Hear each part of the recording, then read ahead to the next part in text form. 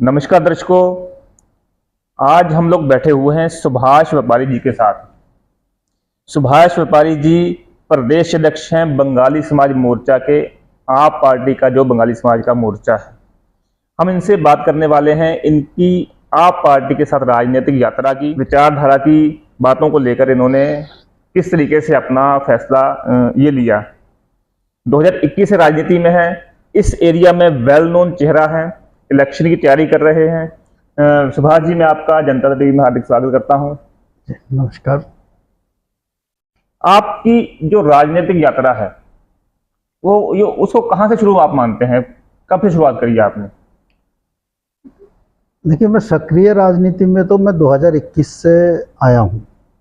इससे पहले सामाजिक तौर पे हम समाज के साथ जुड़े रहें और बेसिकली मैं एजुकेशन बैकग्राउंड से आता हूं। तो शिक्षक के तौर पे मैंने 27-28 साल हम काम कर रहे हैं और वहीं से एक समाज के साथ जुड़ाव है। तो कहीं ना कहीं वो सारी चीज़ें राजनीति में, सक्रिय राजनीति में मुझे लेके आया कि कुछ लोगों के लिए कुछ काम किया जाए। तो उसी चेतना का जो स्तर है कि टीचर का आम लोगों से ज़्यादा होता है, क्योंकि यहाँ आप लोग एक स्टडी के उसमें रहते हो, फेज में नई किताबें भी पढ़ते हो, कोर्स भी पढ़ते हो, तो आपका लेवल एक अलग रहता है। और उस लेवल को एक अच्छी विचारधारा के साथ या नई विचारधारा के साथ जोड़ना एक बड़ी बात है। सब तरह की पार्टियां हैं, आपने आपको चुना। तो अब नेक्स्ट मेरा जो मैं यही आपसे पूछना चाहूँगा, भी 21 से आपने राजनीति की शुरुआत करी, आप पार्टी को ही क्यों चुना आपने इस अपनी राजनीतिक यात्रा के लिए? देखिए, आप पार्टी एक आंदोलन से निकली हुई पार्टी है और बहुत सारे एजुकेटेड लोगों की पार्टी कही जाती है। और बेसिकली हमारा जो जुड़ने का आप पार्टी से जो हमारा आधार रहा, क्योंकि मैं शिक्षा बैकग्राउंड से हूँ और मुझे पता है शिक्षा हमारे जीवन में कितना ज़रूरी है और एक समाज को, एक अच्छे समाज के निर्माण में शिक्षक की सबसे महत्वपूर्ण भूमिका होती है। वास्तव में बिल्कुल। तो जो भी देश दुनिया में तरक्की किए हैं वहाँ शिक्षा का स्तर बहुत हाई है और बहुत ऊंचे लेवल पे है जी। तो कहीं ना कहीं समाज को एक कंस्ट्रक्टिव मोड में लेके आना है, तो शिक्षा सबसे महत्वपूर्ण चीज़ है। तो आम आदमी पार्टी में जो 2 राष्ट्रीय विज़न जो मुझे प्रभावित किया, और मेरे बहुत सारे साथी हैं एजुकेशन से जुड़े हुए, स्कूल ऑनर्स हैं, कि आम आदमी पार्टी एक नेशनल विज़न के तौर पे हेल्थ और एजुकेशन को उन्होंने लिया। तो इसको एक राष्ट्रव्यापी तौर पे इस पे काम होने की ज़रूरत है। तो जहाँ जहाँ पार्टी को मौका मिला तो वहाँ पे इस क्षेत्र में बहुत काम किया।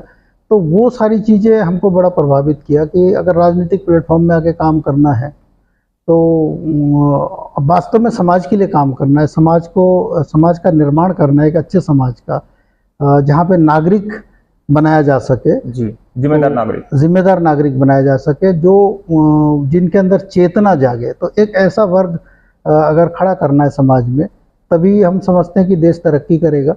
तो उन्हीं सोच के साथ आम आदमी पार्टी का जो विज़न हमें अच्छा लगा, तो हम लोगों ने फिर आम आदमी पार्टी ज्वाइन करके इसके तहत काम करने का संकल्प लिया। अभी के हाल के सिनेरियो में देखें तो आम आदमी पार्टी बिल्कुल एक नई पार्टी है जी, और इसने समाज में व्यापक चेंज भी किए हैं, जिसे इनकार नहीं किया जा सकता। आपकी नज़र में इन्हीं चीज़ों को सामने रखते हुए दिल्ली मॉडल की विशेषताएं क्या हैं जो आप स्पेशल रूप से बताना चाहें? आपने वहाँ क्या पाया? देखिए, दिल्ली मॉडल देश का क्या, हम तो ये कहेंगे कि दुनिया में एक नया शिक्षा मॉडल दिल्ली ने दिया। हमारे शिक्षा के जगत में क्रांति लाने वाले हमारे आदरणीय पूर्व शिक्षा मंत्री मनीष सिसोदिया जी, उन्होंने शिक्षा में एक नई क्रांति लाके देश के सामने रखा एक मॉडल कि जो सरकारी स्कूल्स हैं उनको बेहतर किया जा सकता है, जो हमारे सरकारी टीचर्स हैं उनसे बेहतर काम लिया जा सकता है। और वो बहुत ब्रिलियंट लोग हैं जो सरकारी टीचर के रूप में अपनी सेवाएं दे रहे हैं। लेकिन सरकार की जो उदासीनता है, सरकार की जो काम करने की जो पॉलिसी है, जिस वजह से उनके अंदर जो गुण है, शैक्षिक गुण, तो वो उसको सरकार ले नहीं पा रही है। सरकार की पॉलिसी इस टाइप की है। तो मतलब दूसरी पार्टी की सरकार की बात कर रहे हैं आप? हाँ, तो अभी तक जिन्होंने शासन सत्ता संभाला है, अभी तक पहले कांग्रेस ने, अभी बीजेपी 14 से प्रॉपरली बहुत मजबूत स्थिति में काम कर रहे हैं मोदी सरकार। तो इन्होंने शिक्षा के तौर पे उन्होंने कोई काम नहीं किया। दिल्ली में जो हमें समझ में आया कि दिल्ली में जो स्कूल हैं उनको बहुत बेहतरीन स्कूल के तौर पे स्कूलों को बनाया गया। प्लस सिर्फ स्कूल के बिल्डिंग्स नहीं बनाए, वहाँ सारी सुविधाएं देने के साथ साथ जो वहाँ टीचर्स हैं उनको वर्ल्ड क्लास एजुकेशन कैसे दिया जा सकता है उसके लिए उन्होंने विदेश में जो जहाँ बेहतर शिक्षा पे ट्रेनिंग्स होती हैं वहाँ दिल्ली के शिक्षकों को भेजा गया ट्रेनिंग के लिए। वो लोग आके यहाँ पे शिक्षा के मॉडल को चेंज किया उन्होंने। अब आज देखिए वो दिल्ली में जो गरीब तबके के बच्चे हैं और बहुत संपन्न परिवारों के बच्चे भी प्राइवेट स्कूल छोड़ के गवर्नमेंट स्कूल में पढ़ रहे हैं। और वो लोग जो है वहाँ जो स्कूल के जो बच्चे हैं उन बच्चों के लिए और भी एक कदम आगे बढ़ के पार्टी ने काम किया कि जो गरीब बच्चा सरकारी स्कूलों में मेधावी श्रेणी में आ रहा है उन बच्चों को फ्री कोचिंग गवर्नमेंट की ओर से कराया जा रहा है, क्योंकि उस कोचिंग का पैसा गवर्नमेंट भर रही है, दिल्ली सरकार। भारत में एक मतलब नए तरह का चीज़। अब देखिए शिक्षा पे कितना फोकस है पार्टी।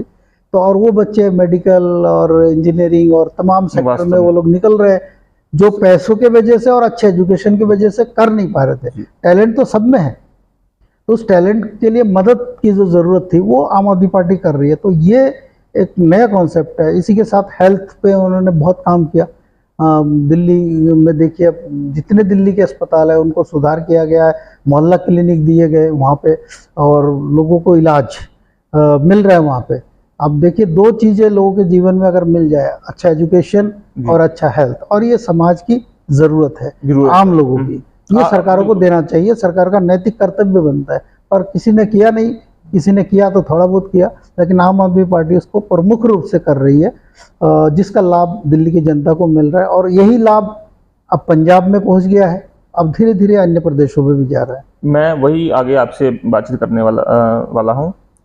दिल्ली के बाद पंजाब की जीत को आप किस रूप में देखते हैं कि एक पूर्ण राज्य की सरकार संभालना और दिल्ली की सरकार संभालने में थोड़ा सा फर्क ये है कि वहाँ आपके ऊपर पूरा आपकी अथॉरिटी है आपकी, दिल्ली में उस लेवल की नहीं है जी। तो उस जीत को आप किस रूप में देखते हैं, और दूसरा उससे क्या चेंजेस आ रहे हैं पॉजिटिव जो आपने फाइंड आउट किए हों, आपने देखे हों वहाँ पर, आप उसके ऊपर आपकी क्या राय है? देखिए पंजाब में एक बहुत बड़ा परिवर्तन आया है जब पंजाब में के लोगों ने आम आदमी पार्टी को मौका दिया काम करने का और दिल्ली के मॉडल से प्रभावित होके। तो वहाँ पे जब से पार्टी ने सरकार सत्ता संभाली तो पहली बात तो एक बहुत बड़ा मैंडेट पंजाब के लोगों ने दिया आम आदमी पार्टी को। 92 सीटें दी है, 117 सीट लगभग, उसमें से 192 सीटें आम आदमी पार्टी को दी है। और सब उसमें अधिकतर जो लोग सरकार में चुन के गए हैं। एक नया परिवर्तन ये है कि पंजाब में जो पारंपरिक जो लीडरशिप थी उसको वहाँ के लोगों ने डिनाई कर दिया। उन्होंने नई लीडरशिप समाज के अंदर से सत्ता में भेजा। बहुत साधारण परिवार के लोग सत्ता में आए। दिल्ली में भी ऐसा ही हुआ था। दिल्ली में भी ऐसा ही हुआ। जो समाज के एकदम जुड़े हुए लोग थे वो लोग जब वहाँ गए तो उनको समझ है कि समाज में ज़रूरत किन चीज़ों की है। तो जब ऐसे लोग जाएंगे, ये आपने बहुत बढ़िया बात कही। जो समाज के बिल्कुल लास्ट पायदान पर खड़ा होता है उसको पता होता है कि क्या जरूरत है, मेरी भी क्या जरूरत है, समाज की भी क्या जरूरत है। बहुत बढ़िया बात कही आपने। तो वहाँ देखिए शिक्षा पे, स्कूलों पे वहाँ काम शुरू हो गया। स्कूलों को मॉडिफाई किया जा रहा है। वहाँ के टीचर्स को जैसे दिल्ली के तर्ज पे बाहर भेज के उनको ट्रेनिंग करवाया जा रहा था कि शिक्षा व्यवस्था कैसे बेहतर की जाए। बिजली का कॉन्सेप्ट, बिजली बहुत महंगी हो रही है। अब उत्तराखंड को ही आप देख लीजिए कितनी महंगी बिजली है। तो पंजाब में 300 यूनिट बिजली लोगों को दे रहे हैं, किसानों को बिजली फ्री दे रहे हैं। आपके मोहल्ला क्लिनिक, वहाँ पे मोहल्ला क्लिनिक, बहुत सारे मोहल्ला क्लिनिक, सैकड़ों मोहल्ला क्लिनिक खुल चुके हैं अब ये 2 साल के सरकार में, शासनकाल में, और खोले जा रहे हैं। यूनिवर्सिटी बनाया जा रहा है वहाँ पे, और करीब करीब वहाँ बहुत सारी सरकारी नौकरियाँ जो खाली पड़ी थी पद, उनमें सरकारी नियुक्तियाँ दी गई है। भगवंत मान सरकार की ओर से, और बाकी प्रक्रिया चल रही हैं। तो रोज़गार पे हम काम कर रहे हैं, मोहल्ला क्लिनिक, ये स्वास्थ्य पे हम काम कर रहे हैं, स्कूल पे हम काम कर रहे हैं, और वहाँ एक नशे का बड़ा समस्या है, उस पर भी बहुत तेज़ी से काम हो रहा है। थोड़ा सा समय लगा क्योंकि पंजाब को पूरी तरीके से विकृत कर रखा था पूर्ववर्ती सरकारों ने, तो उसको ठीक करने में थोड़ा सा वक्त तो लगेगा, लेकिन परिवर्तन हो रहा काम है। करना पड़ेगा आपको, क्योंकि अभी मैं भी पंजाब गया था, वहाँ मेरी बातचीत हुई थी, बोले चेंज आया है लेकिन उस लेवल का नहीं आ पाया जितनी उम्मीद थी। तो अभी थोड़ा सा अगर लगे रहेंगे, अगर इच्छा शक्ति मजबूत रहेगी तो परिवर्तन होगा। वहाँ असल में इस कारोबार में बहुत शक्तिशाली लोग लगे हुए हैं, तो जिनके साथ लड़ाई सरकार को लड़नी पड़ रही है।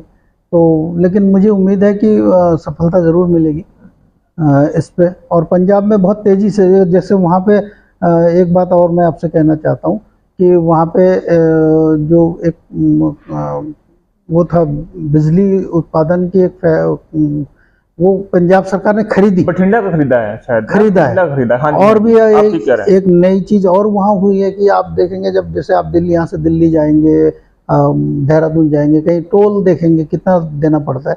पंजाब में कई टोल को फ्री कर दिया है। ठीक बात, मैं अभी ये खबरें सुन रहा था। तो फ्री कर दिया, ये बहुत अच्छा कॉन्सेप्ट है, क्योंकि सड़क बन रही है तो ये सरकार की जिम्मेदारी है। तो सरकार गाड़ी जब खरीद रहे हैं तब भी टैक्स दे रहे हैं, और सड़क पे चल रहे हैं तब भी टैक्स देना है, रोज चल रहे हैं तो रोज टैक्स देना है। तो वो जनता कितना टैक्स देगी, ये बड़ा एक प्रश्न है। तो ये बहुत स्वागत योग्य डिसीजन है पंजाब सरकार का। और हमारा कॉन्सेप्ट ये है कि जनता द्वारा जो टैक्स दिए जाते हैं, और जनता के लिए पॉलिसी बननी चाहिए, और जनता को उसका लाभ मिलना चाहिए, समाज में एक समानता आनी चाहिए, तो उस पे काम करना चाहिए। जो मुझे नहीं लगता कि इस आम आदमी पार्टी को लोग इसीलिए एक्सेप्ट कर रहे हैं। अभी देखिए जम्मू कश्मीर में आम आदमी पार्टी ने एक सीट वहाँ जीती, वहाँ की सरकार में पार्टी अब इस समय शामिल है, उमर अब्दुल्ला अभी चीफ मिनिस्टर है वहाँ पे। तो अब धीरे धीरे देश में ये चीज़ें जा रही हैं। जैसे अपना उत्तराखंड एक पहाड़ी राज्य है जी, और साथ में तराई भी जुड़ा हुआ है। एक तो पहाड़ी राज्य होने की जो समस्याएं हैं पहाड़ के लोगों की, आपकी नज़र में वो क्या क्या आप आइडेंटिफाई करते हो? दूसरा, पहाड़ के साथ ही बंगाली समुदाय भी यहाँ पे बहुतायत में है, जैसे कि आप बंगाली समुदाय से आते हो, जी, तो उनकी भी समस्याएं हैं। जी। इन दो तरह की समस्याओं को लेकर आपका क्या नजरिया है, आप पार्टी का, और उसको आप किस रूप में देखते हैं? आप इसमें आपकी क्या नीति रहने वाली है? इसको पहाड़ में उत्तराखंड की जो परिकल्पना थी, इसको एक पर्वतीय राज्य के रूप में देखा जा रहा है, और उसी परिकल्पना के तहत उत्तराखंड का निर्माण हुआ।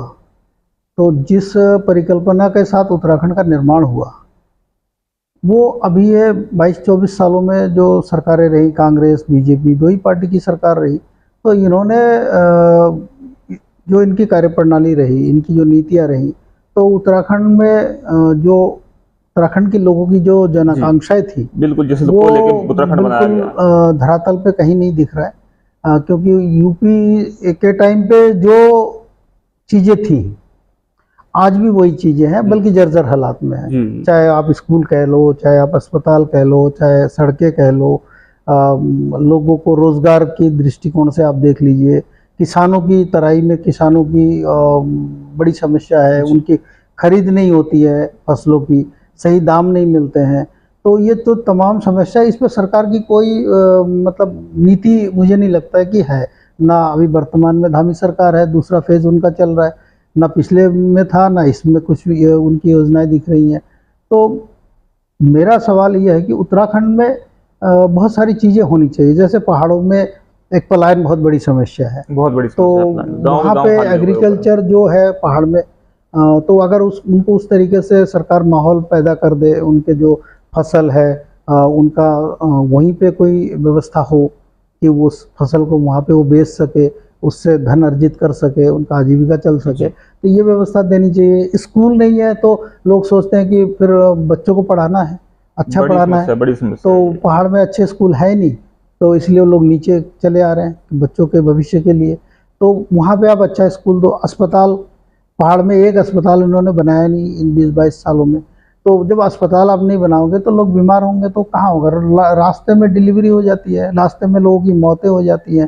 तो जब आप लोग अपने स्वास्थ्य को लेकर आशंकित हैं, शिक्षा को लेकर आशंकित हैं, रोजगार वहाँ है नहीं, पर्यटन के लिए आपने कोई वैसा व्यवस्था आपके पास नहीं है। उत्तराखंड देवनगरी है, तो देवनगरी में आप जाएंगे जो बहुत जिसको दुनिया में जैसे नैनीताल ले लीजिए, ऐसे तमाम जगह है, तो वहाँ मंसूरी है, तो वहाँ पार्किंग नहीं है, पार्किंग की बहुत बड़ी समस्या है। तो पर्यटक कैसे आएंगे? अगर विपक्ष के रूप में उत्तराखंड में आप अभी आपके पास कोई सीट नहीं है, लेकिन फिर भी जैसे कि आप आंदोलन से निकली हुई पार्टी है, एक स्वभाव होता है, तो आप उस लेवल पर एक स्ट्रॉन्ग विपक्ष की भूमिका मेरी नज़र में नहीं निभा पा रहे। इसके ऊपर आप क्या कहना चाहेंगे, ये ऐसा क्यों है? इसमें क्या हुआ कि 2022 में जब पार्टी ने यहाँ चुनाव लड़ा, तो चुनाव तो अच्छा लड़ा पार्टी ने, लेकिन नहीं, हम पहली बार चुनाव लड़ रहे थे यहाँ पे, तो बहुत अच्छा प्रदर्शन हम लोगों का नहीं रहा। उस और कई कारण रहा जिस वजह से पार्टी के जिन लोगों ने पार्टी को लीड कर रहे थे उस समय, तो वो उनमें से बहुत सारे जो हमारे उत्तराखंड के जो लीडरशिप है वो पार्टी छोड़ के दूसरी पार्टी काफी उठापटक रहा, और संगठन को लेके भी थोड़ा सा डिस्टर्ब हो गया इन चीज़ों को लेके। तो जिस वजह से अब पार्टी उभर रही है और नया संगठन बनने का प्रक्रिया बहुत तेजी से चल रहा है। और अभी आप लोगों ने जो सक्रियता बढ़ाई है, तो इसके पीछे क्या कारण है कि आप अब खुद आपको आप लोग विपक्ष की भूमिका निभाने के लिए तैयार हो रहे हो? स्ट्रॉन्ग विपक्ष की भूमिका निभाने के लिए स्ट्रॉन्ग विपक्ष की भूमिका हम निभाएंगे और एक मजबूत संगठन उत्तराखंड में हम लोग बना रहे हैं। हमारे प्रदेश अध्यक्ष आदरणीय SS कलेर जी बहुत सक्रिय हैं इस मामले में, और हम लोग की मीटिंग्स हो रही हैं और निकाय चुनाव लड़ने की हम लोगों की पूरी तैयारी है।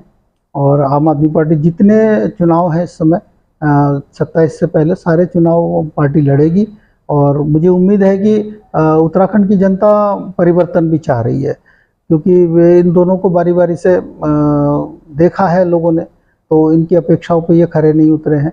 और जहाँ तक मैं बात कहूँ कि ये डबल इंजन की सरकार की बात करते हैं बीजेपी वाले खास तौर से, तो बीजेपी वालों की मैं तो यही कहना चाहता हूँ कि इनकी डबल इंजन फेल हो चुकी है, ख़राब हो चुकी है। अब उत्तराखंड में एक नए इंजन की आवश्यकता है, और नए इंजन आएगा तब ये उत्तराखंड की गाड़ी चलेगी। और मैं उत्तराखंड के आपके चैनल के माध्यम से मैं कहना भी, अपील भी करना चाहता हूँ उत्तराखंड की देवतुल्य जनता से कि एक बार आम आदमी पार्टी को आने वाले समय में इन पे विश्वास कीजिए। और हम तो ये दुनिया हिंदुस्तान का एक ऐसी पार्टी है जो केवल काम पे वोट मांगती है। हम दिल्ली में भी काम पे वोट मांग रहे हैं, पंजाब में भी काम पे वोट मांग रहे हैं, क्योंकि हम काम पे वोट मांगते हैं। तो हम चाहते हैं कि एक बार आप मौका दीजिए, अगर हम आपके अपेक्षाओं के अनुरूप हम काम नहीं करते हैं तो अगली बार आप वोट मत दीजिएगा, लेकिन एक बार मौका हमको भी दे के देखिए कि हम कितना आपके लिए करना चाहते हैं। तो हम पे भरोसा जताए एक बार, और एक बार आम आदमी पार्टी को मौका जरूर दे। ये तो हो गई उत्तराखंड की बात जी। आप बिलोंग करते हैं गदरपुर विधानसभा से, यहाँ पर आपने कुछ ऐसा काम किया कि लोग आपको एक रिस्पॉन्सिबल पर्सन समझे, भी ये आप पार्टी जो आंदोलन से निकली है उसके एक रिस्पॉन्सिबल हैं और हमको बेहतर रिस्पॉन्स देंगे हमारी समस्याओं के लिए। आपने कुछ यहाँ के लिए क्या विजन है आपका गदरपुर विधानसभा के लिए? देखिए, गदरपुर विधानसभा में बहुत काम होने की ज़रूरत है, और यहाँ केवल राजनीति हो रही है लेकिन काम कुछ नहीं हो रहा है। अभी मैंने पिछली बार 2023 में ये गदरपुर मटकोटा मार्ग है और बहुत जर्जर हालात में है। यहाँ पे 20-25 मौतें हो चुकी हैं कुछ सालों के अंदर, 3-4 सालों के अंदर। तो इसको लेके हमने 6 दिन आंदोलन भी किया आम आदमी पार्टी के बैनर तले। तो वही लिपापोती वाली चीज़ें हो जाती है, थोड़े गड्ढे भर दिए जाते हैं, उसके बाद फिर कुछ दिन बाद फिर वो ख़राब हो जाता है, फिर कोई दुर्घटना होती है, फिर लोग बाहर निकल के आते हैं। तो ये कई साल हो गए इस सड़क का निर्माण नहीं कर रही है। फिर अस्पतालों को लेके मैंने 5-6 दिन आंदोलन किया ये गदरपुर विधानसभा में। सभी अस्पतालों की हालत बहुत ख़राब है, डॉक्टर नहीं है, कहीं नर्स नहीं है, कहीं लेडी डॉक्टर नहीं है। तो उसके लिए हमने आंदोलन किया, उसका भी अभी तक कोई रिस्पांस सरकार की ओर से नहीं आया। मैं ये कहना चाह रहा हूँ कि उत्तराखंड गदरपुर विधानसभा में जैसे हमारे तहसील है, तो तहसील में मैं विगत 3-4 सालों से देख रहा हूँ यहाँ गदरपुर तहसील। हाँ, गदरपुर तहसील में एसडीएम एक प्रशासनिक अधिकारी हैं, जी जी। एक परमानेंट एसडीएम गदरपुर में नहीं दे रहे हैं। कभी बाजपुर से अटैच कर देते हैं, कभी रुद्रपुर के एसडीएम के साथ अटैच कर देते हैं। तो यहाँ की जनता, किसान, तमाम तहसील में काम पड़ता है, उनको परेशानी होती है, परेशानी होगा। तहसीलदार स्थायी रूप से नहीं आते हैं, वो कुछ दिन के लिए, महीने 2 महीने के लिए कोई आता है, उसके बाद उनका ट्रांसफ़र हो जाता है। तो आप प्रशासन का काम कैसे होगा? तो आप वो भी नहीं दे रहे हो। टीचर्स, गवर्नमेंट स्कूलों में टीचर्स आप प्रोवाइड नहीं कर रहे हो। सभी जगह जो है टीचर्स की कमी है, समस्या है। एक डिग्री कॉलेज खोला, हमारे विधायक अरविंद पांडे जी गदरपुर के विधायक हैं। जब पिछले चुनाव हुआ तो उन्होंने फटाफट गदरपुर इंटर कॉलेज के अंदर 2 कमरे में उन्होंने डिग्री कॉलेज का रिबन काट दिया। ठीक है, अभी भी उसी में शुरुआत तो हुई वहाँ पर, उसी में डिग्री कॉलेज, इंटर कॉलेज के अंदर डिग्री कॉलेज चल रहा है। अभी तक भूमि चिन्हित हुआ नहीं हुआ, और हुआ भी तो उसमें काम कितना हुआ वो कोई धरातल में नहीं। मुझे आप बताइए, आपने कैसे आवाज उठाई? आपने कैसे आवाज उठाई? हमने इस पे प्रेस कॉन्फ्रेंस के माध्यम से, मीडिया के माध्यम से, और तमाम जहाँ पे हमको मौका मिला। कुछ आंदोलन की रणनीति क्यों नहीं बना रहे आप, मुझे बताइए। आंदोलन तो हमने, देखिए, सड़क के लिए हमने आंदोलन किया, अस्पतालों के लिए हमने आंदोलन किया। फिर जब हमारा इंडिया अलायंस हुआ उस समय हम आम आदमी पार्टी और कांग्रेस मिलके हमने इस सड़क के लिए आंदोलन किया। इस पे हम लोग बैठे, पद यात्रा निकाली। लेकिन आप बताइए, इतनी सारी चीजें करने के बाद काम होना चाहिए था ना। अब आज के हालत में आप देखिए कि जिसको दिनेशपुर आना है तो वो जाफरपुर से घूम के दिनेशपुर आता है। दिनेशपुर से सीधा 7 किलोमीटर है और वो 13-12 किलोमीटर है। तो वो लोग 12 किलोमीटर घूम के दिनेशपुर पहुंच रहे हैं, क्योंकि हाईवे से होके आना है, ये सीधे गदरपुर से नहीं आते हैं। इसलिए मैं तो सबसे कहता हूं कि मुख्यमंत्री जी को इस रोड से किसी दिन लेके आइए, क्या पता गदरपुर के विधानसभा के लोगों की जो है कम से कम सड़क तो सही मिल जाएगी। कहने का आशय ये है कि ये महत्वपूर्ण सड़क है ये, और ये इस पे बाईपास है, ये बाईपास है, सारी सिडकुल की गाड़ियां यहाँ से निकलती हैं, तो ये महत्वपूर्ण सड़क है। अभी ये मेरे ख्याल से 1 महीना पहले एक्सीडेंट हो गया, उसमें यही लोकल दिनेशपुर के उनकी मौत हो गई। तो आप ये बताइए, आप एक सड़क नहीं बना रहे हैं तो आप सरकार में किस लिए हैं? या तो आप जिम्मेदारी नहीं निभा सकते हैं तो फिर आप दूसरे को मौका दे दीजिए। मैं तो ये इसीलिए कहता हूँ ये चीज़ें कि देखिए, हम लोग विपक्ष में हैं, हम विपक्ष में हमारा काम है जो जन समस्याएँ हैं, लोकल इश्यूज़ हैं, और उनको सरकार तक हम पहुँचाएं। लेकिन करना नहीं करना ये तो सरकार की जिम्मेदारी है, तो सरकार को करना चाहिए।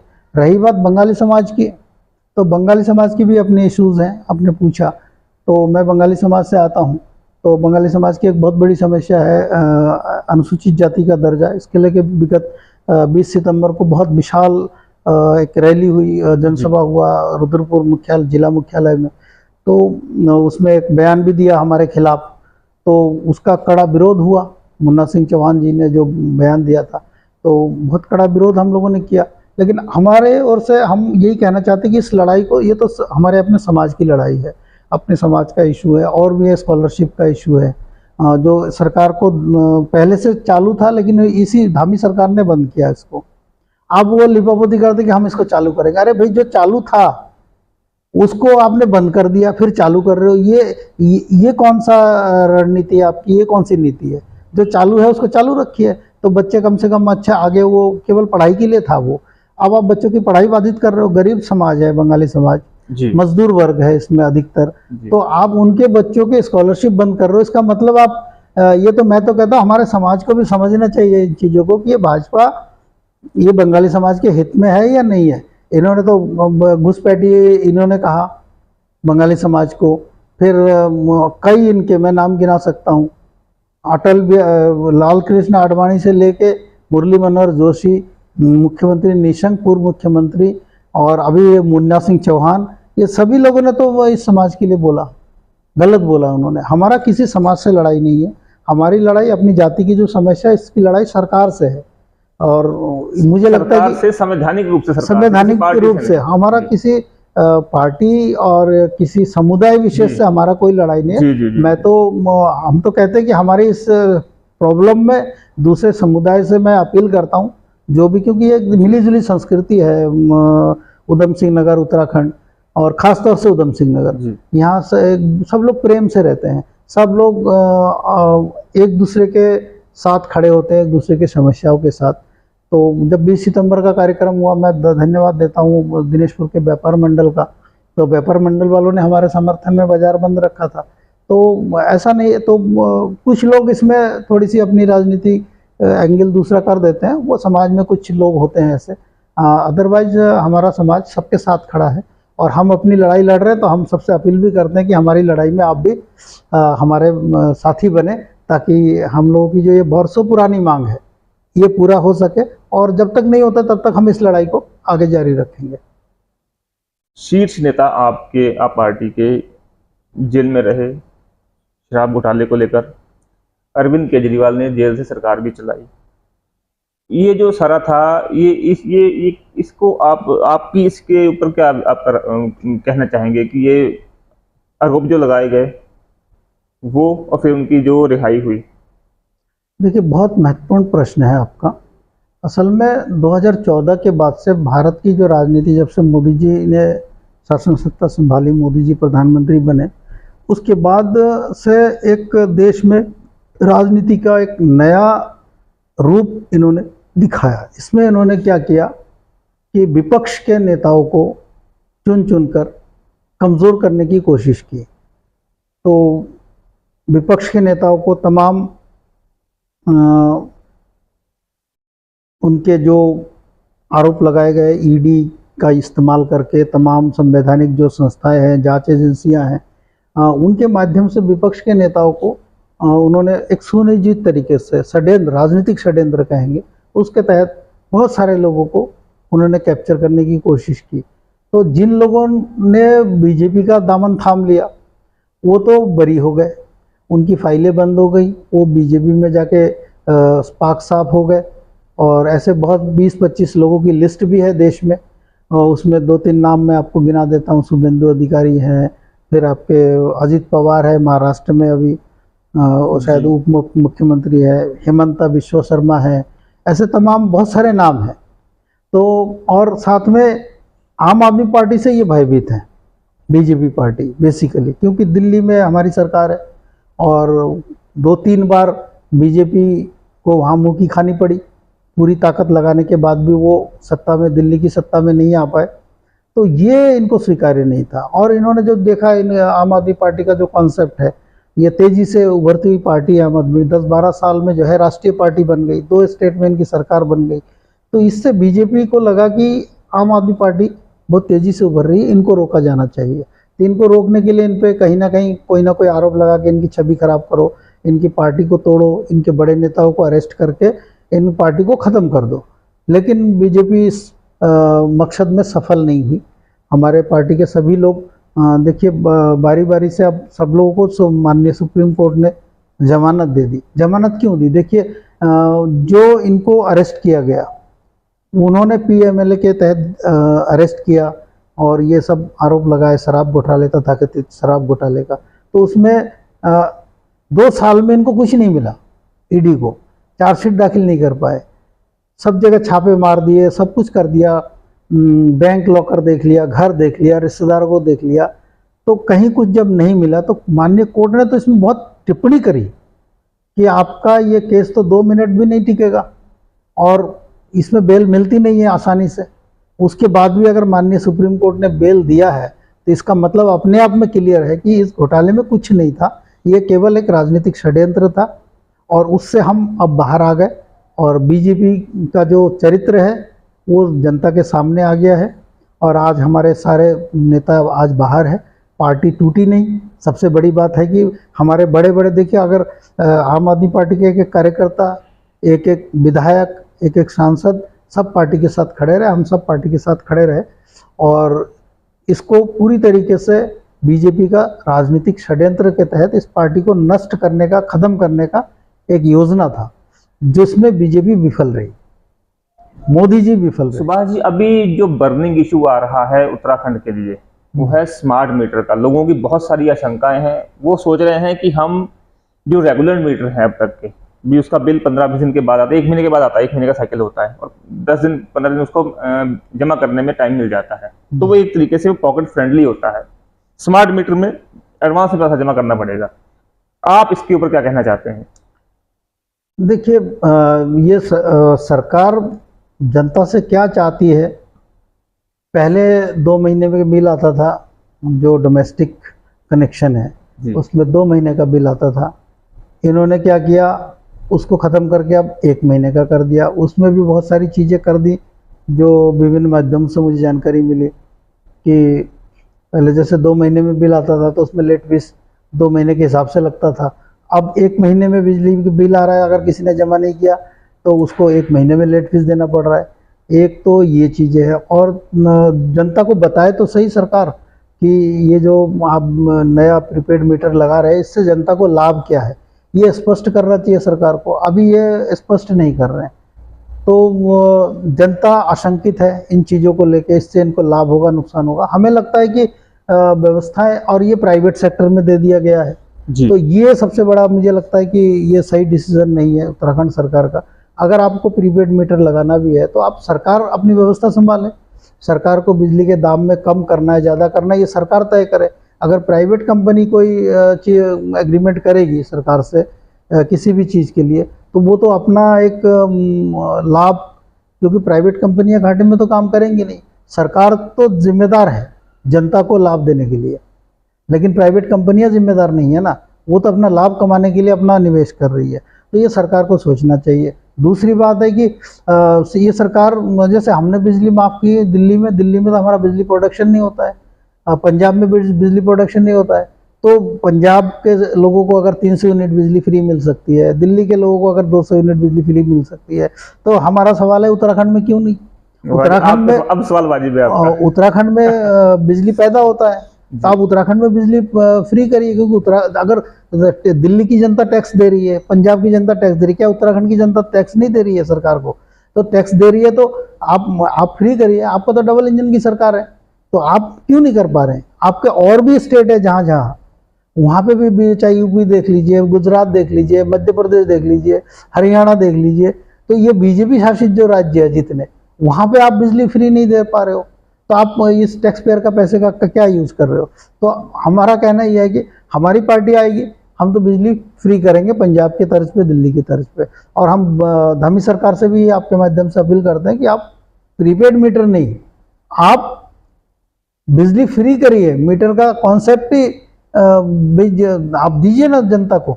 जी। हम चाहते हैं कि उत्तराखंड के जनता को बिजली फ्री दिया जाए, दिल्ली की तर्ज पे, पंजाब की तर्ज पे। हम ये मांग करते हैं सरकार से। हम तो ये कहना भी चाहते हैं कि ये सरकार लोगों के लिए काम करे। ये लोगों के काम करने के लिए सरकार पूरी तरीके से विफल है। ये सिर्फ भ्रष्टाचार है। तमाम घटनाएं हो गई हैं इस उत्तराखंड में, अभी रुद्रपुर में हुआ, हत्याएं, बलात्कार, और ये सारा लॉ एंड ऑर्डर खराब हो चुका है उत्तराखंड का। तो इन सब चीज़ों में सरकार को फोकस करना चाहिए। सरकार इसमें पूरी तरीके से विफल है। सुभाष जी, गदरपुर विधानसभा के लिए, आपकी जनता के लिए आपका क्या संदेश है? गदरपुर विधानसभा की जनता के लिए मैं आपके माध्यम से, आपके चैनल के माध्यम से मैं यही अपील करना चाहता हूँ कि आपने बारी बारी से कांग्रेस, बीजेपी को मौका दिया, एक बार आप आम आदमी पार्टी को मौका ज़रूर दीजिए, और निश्चित तौर पे हम जन अपेक्षाओं पे खरे उतरेंगे, और आम आदमी पार्टी आपके साथ हमेशा खड़ी है, और आपके साथ हम खड़े हैं। तो हम आपसे अपेक्षा करते हैं आप भी हमारे साथ खड़े होइए, और एक बार आम आदमी पार्टी को मौका दीजिए। अच्छी पार्टी है, शिक्षित लोगों की पार्टी है, और शिक्षा, स्वास्थ्य, बिजली, पानी, रोज़गार, इन सब और स्थानीय जो मुद्दे हैं उन सब पे हम आपके साथ खड़े हैं। तो आपसे अपेक्षा है कि आप सब भी हमारे साथ खड़े हों, हमें एक बार मौका आम आदमी पार्टी को आने वाले चुनाव में ज़रूर दें, चाहे वो विधानसभा का चुनाव हो, चाहे वो नगर पंचायत, नगर निकाय का चुनाव हो।